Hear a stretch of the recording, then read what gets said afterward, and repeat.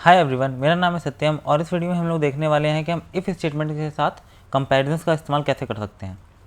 So guys, comparisons basically कुछ नहीं है। कंपैरिजंस हमारे वही नॉर्मल मैथमेटिक्स के ऑपरेटर्स हैं, जैसे कि लेस देन हो गया, ग्रेटर देन हो गया, और फिर हो गया लेस देन इक्वल टू, फिर ग्रेटर देन इक्वल टू, फिर हो गया not equal to,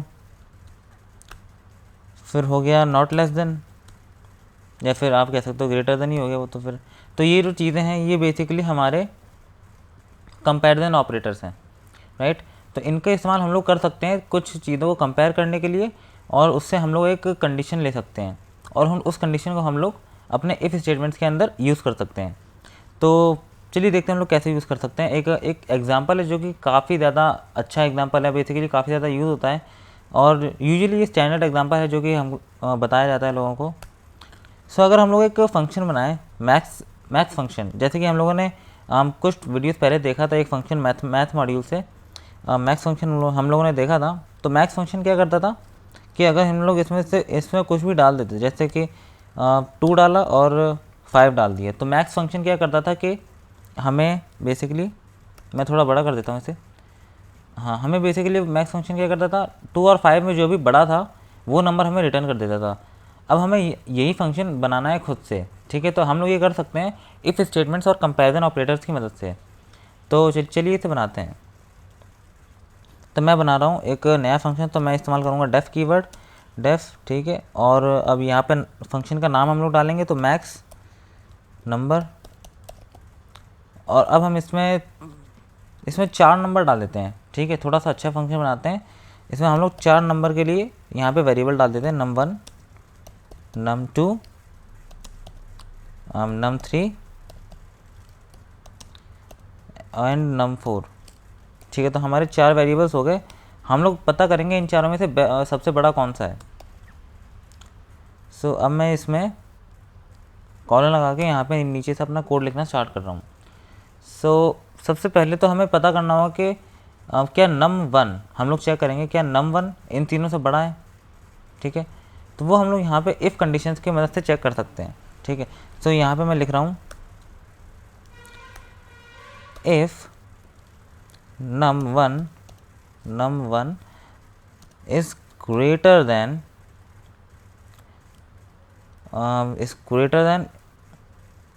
num2 and num1 is greater than num3 and if num1 is greater than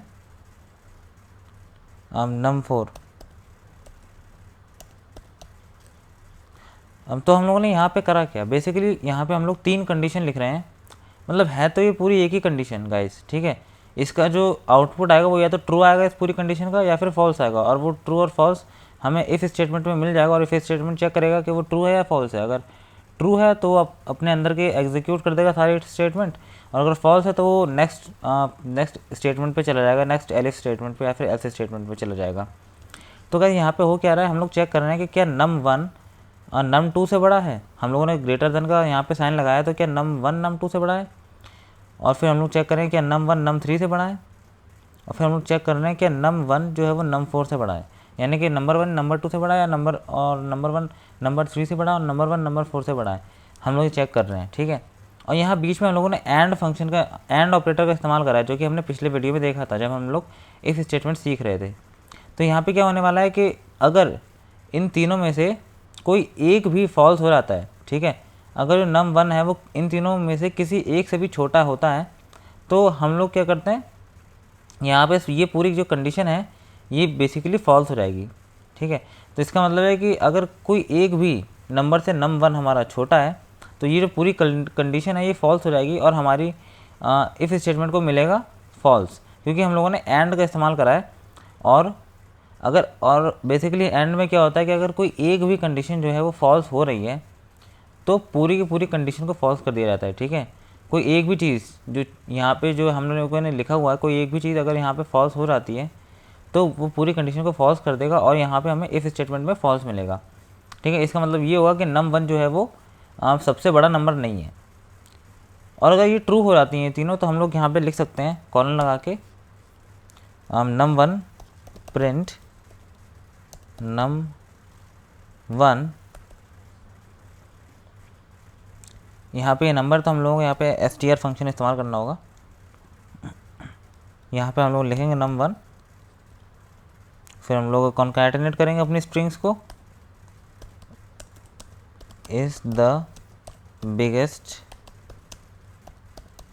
number, right.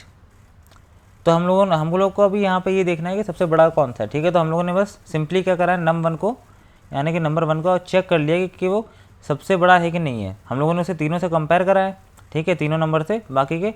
और अगर इन तीनों में से किसी एक से भी वो छोटा है तो बेसिकली क्या होगा कि ये पूरी जो कंडीशन है वो फॉल्स हो जाएगी, ये वाली कंडीशन जो है वो पूरी फॉल्स हो जाएगी। और फिर हमारे इफ़ स्टेटमेंट को एक फॉल्स मिलेगा पैरेंथेसिस के अंदर, और इफ़ स्टेटमेंट इसे एग्जीक्यूट नहीं करेगा, ठीक है, वो नेक्स्ट वाले पे चला जाएगा। और अगर ये तीनों यहाँ पे हमें ट्रू मिलता है इस पूरी कंडीशन में, यानी कि हर एक जो हमने कंपैरिजन करा है वो ट्रू है, वो कि सही है, और num1 जो है वो सबसे बड़ा है, तो ये अंदर का जो प्रिंट स्टेटमेंट है इसे एग्जीक्यूट कर दिया जाएगा और हमें पता पड़ जाएगा कि num1 जो है वो बिगेस्ट नंबर है, ठीक है।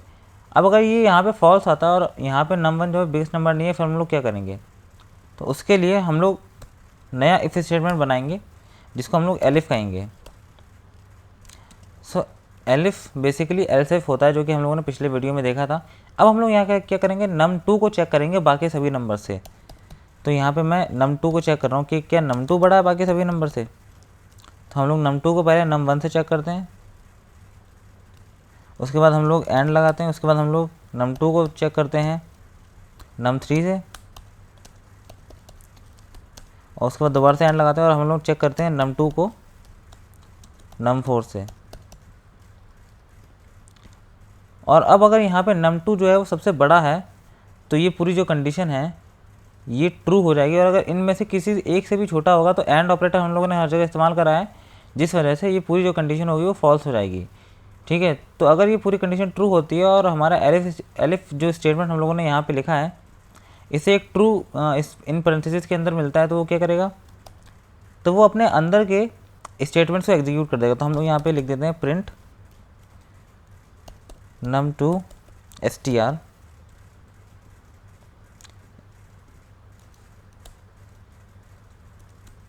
num2 प्लस, अब हम लोग कॉन्कैटिनेट करेंगे स्ट्रिंग को, इज़ द बिगेस्ट नंबर, ठीक है। और अब हम इसी तरीके से num3 और num4 को भी चेक करेंगे। तो मैं फटाफट यहाँ पे लिख देता हूँ एलिफ, क्योंकि अगर num2 सबसे बड़ा नहीं है तो कोई और होगा। तो हम लोग यहाँ पे num3 को अब चेक कर रहे हैं, num3 को हम लोग num1 से कंपेयर करेंगे, ठीक है। उसके बाद हम लोग एंड लगाएंगे, उसके बाद हम लोग num3 को num2 से कंपेयर करेंगे, उसके बाद हम लोग num3 को num4 से कंपेयर करेंगे, num3 ग्रेटर देन num4। तो अगर num3 जो है वो किसी एक नंबर से भी छोटा है तो यहाँ पर कुछ भी प्रिंट नहीं होगा, num3 सबसे बड़ा नहीं होगा। और अगर num3 जो है वो सभी नंबर से बड़ा है तो यहाँ पे प्रिंट होगा str num3, कॉन्कैटिनेट करेंगे स्ट्रिंग को, इज़ द बिगेस्ट नंबर, और यही हम लोग num4 के साथ करेंगे। अब हम यहाँ पे बेसिकली एल्स है तो हमें चेक करने की ज़रूरत नहीं पड़ेगी, क्योंकि अभी हमको पता है कि ना तो num1 सबसे बड़ा है, ना ही num2 सबसे बड़ा है, और ना ही num3 सबसे बड़ा है। तो सबसे बड़ा कौन सा होगा, जो लास्ट का बचा हुआ होगा।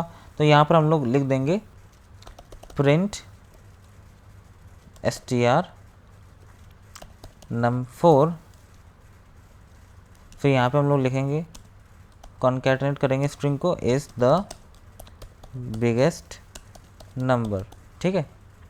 यहाँ पर आप चाहो तो रिटर्न स्टेटमेंट का भी इस्तेमाल कर सकते हो प्रिंट करने की जगह। अगर आपको अपने फंक्शन से कोई वैल्यू जो है वो रिटर्न करनी है तो यहाँ पे मैं बस प्रिंट कर रहा हूँ यहाँ पे, क्योंकि मुझे कंसोल में देखना है कि इसका क्या होगा, ठीक है।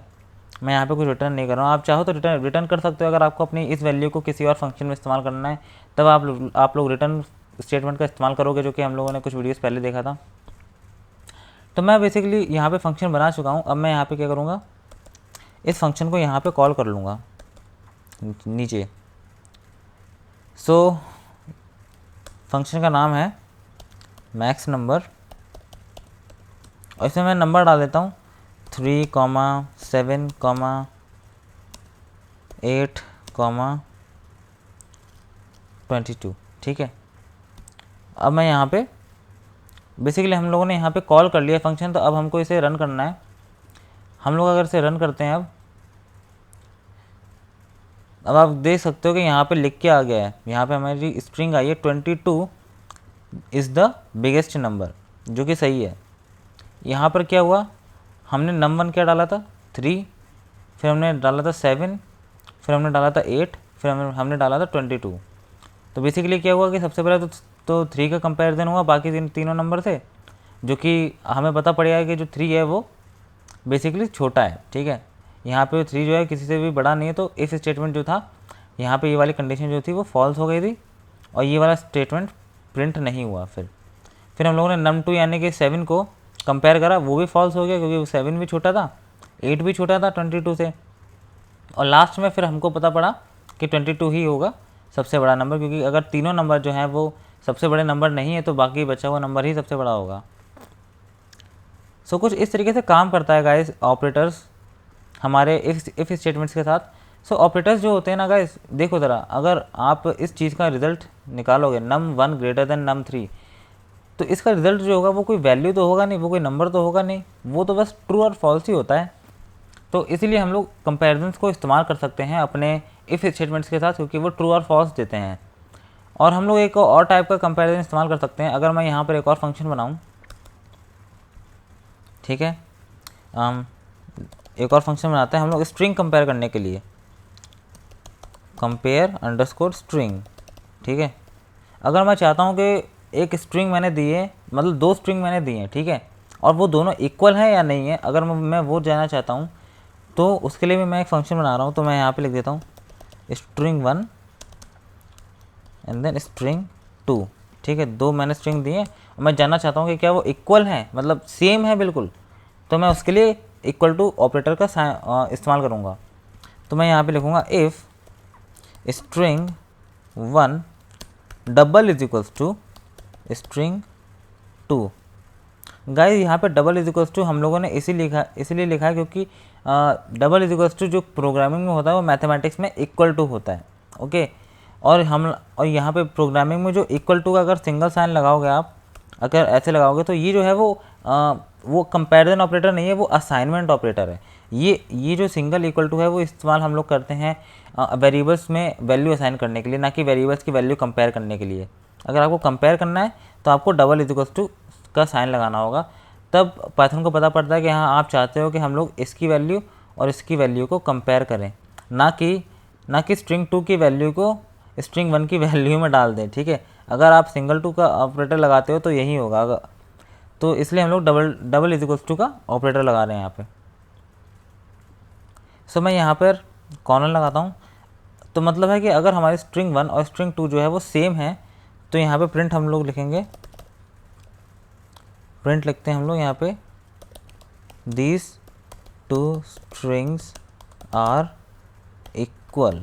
ठीक है, तो यहाँ पे ये जो है हम लोगों ने लिखा है ये प्रिंट हो जाएगा अगर दोनों इक्वल हैं, और एल्स अगर इक्वल नहीं है तो हम लोग नॉर्मल सा प्रिंट कर देंगे these strings are not equal.